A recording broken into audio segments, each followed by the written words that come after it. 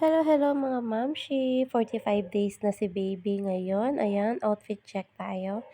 So, thank you so much sa ating outfit for today. So, bigay yan sa akin ni mama. So, thanks mama. So, ayun na nga si baby. Chinek ni midwife yung record ni baby. So, thank you po. Thank you po sa mga center worker natin.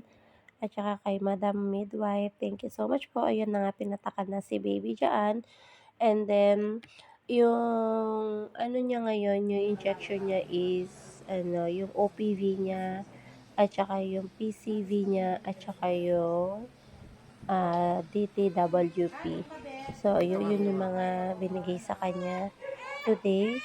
So, thank you so much. So, yan yung mga nakukuha nating libre sa ating mga health center. So, buti na lang may mga ganyang palibre, 'di ba? Nakakatipid tayo, sobrang laking tipid.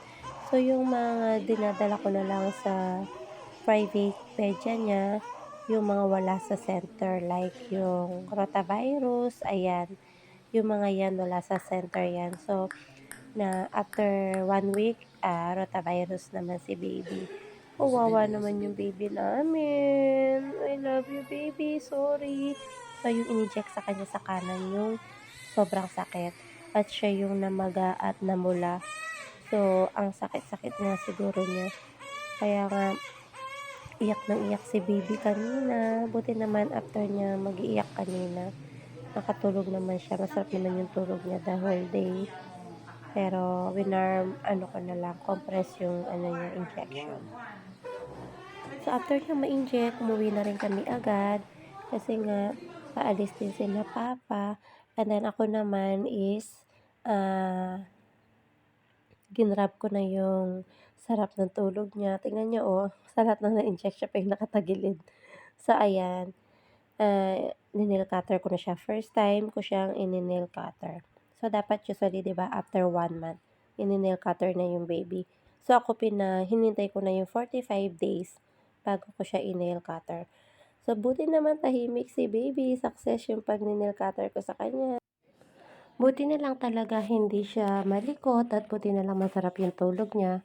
Pero nung ini-nail cutter ko na yung isang side, so ayan, nagising na siya.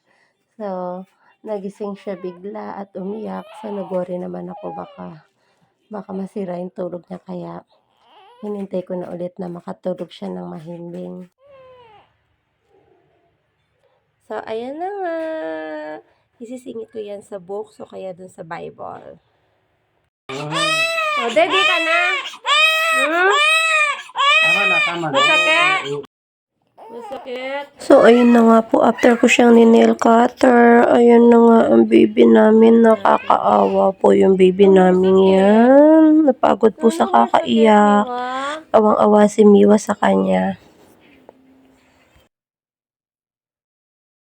Masakit? Wala ka na sa kakaiyak. Napagod po siya sa kakaiyak. So, masakit po talaga yung injection niya, lalo na yung sa kanan. Namula talaga, tsaka namaga.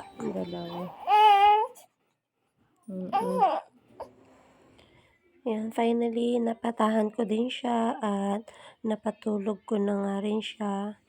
So, ayan, yun yung na-nail cutter ko sa kanya. Finally, natapos na din ako at ang sarap ng tulog niya. Ayan, thank you Lord. Thank you po.